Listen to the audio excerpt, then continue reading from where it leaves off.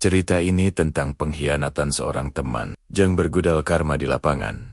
Di sebuah kota kecil yang dipenuhi semangat anak muda, ada seorang pemuda bernama Jonathan. Ia punya mimpi sederhana, membangun sebuah tim futsal dan sepak bola, yang bukan hanya tempat bermain, tapi tempat untuk menyatukan semangat dan persahabatan. Ia bekerja keras sendirian di awal, mengumpulkan pemain dari teman ke teman, membuat logo dan nama klub, membuka grup WhatsApp, hingga membuat akun media sosial agar tim mereka dikenal. Setiap detail ia pikirkan, dari jersey, jadwal latihan, sampai cara menjaga solidaritas tim. Lambat laun, semangat Jonathan menular. Banyak teman yang bergabung, dan akhirnya berdirilah tim itu dengan penuh kebanggaan. Karena ingin tim ini berjalan rapi, Jonathan membentuk pengurus klub, menunjuk orang-orang yang ia percayai untuk membantu mengatur jadwal, keuangan dan kegiatan.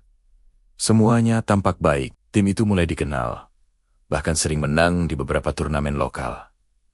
Namun waktu berjalan, Jonathan mulai jarang hadir. Bukan karena malas, tapi karena ia tengah sibuk mempersiapkan pernikahannya, dan tak lama kemudian, istrinya melahirkan anak pertama mereka. Ia tetap berusaha memantau tim dari jauh, tapi tidak semua orang bisa mengerti. Di balik lapangan, beberapa pengurus mulai berbisik. Ada yang iri, ada yang haus pengakuan, dan ada yang merasa berhak lebih karena merasa paling aktif.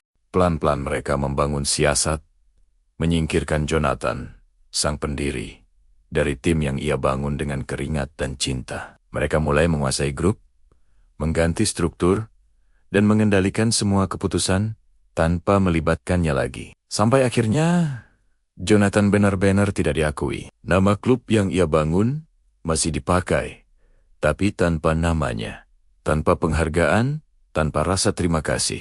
Orang lain mungkin akan marah, tapi Jonathan memilih diam. Ia tahu, waktu punya cara sendiri untuk menimbang kejujuran dan niat baik. Ia hanya berdoa agar mereka yang kini berkuasa bisa menjaga apa yang dulu ia bangun dengan hati. Namun, tahun-tahun berlalu. Tim yang dulu ramai kini mulai sepi. Masalah muncul satu persatu. Dari perpecahan, rasa tidak percaya, hingga hilangnya semangat. Pemain mulai pergi, sponsor tak lagi datang. Dan akhirnya tim itu bubar dalam sunyi. Dan di saat semuanya hancur, barulah mereka sadar bahwa yang mereka singkirkan dulu bukan sekadar orang, tapi jiwa dari tim itu sendiri. Jonathan, yang kini hidup bahagia bersama keluarganya, hanya tersenyum ketika mendengar kabar itu. Ia tidak dendam, tidak juga bersorak, hanya berkata pelan, kalau sesuatu dibangun dengan niat baik, tapi diambil dengan cara buruk, cepat atau lambat, kejujuran akan menagih haknya. Di lapangan, yang dulu jadi saksi perjuangannya, rumput mulai tumbuh liar. Tapi semangat Jonathan tetap hidup.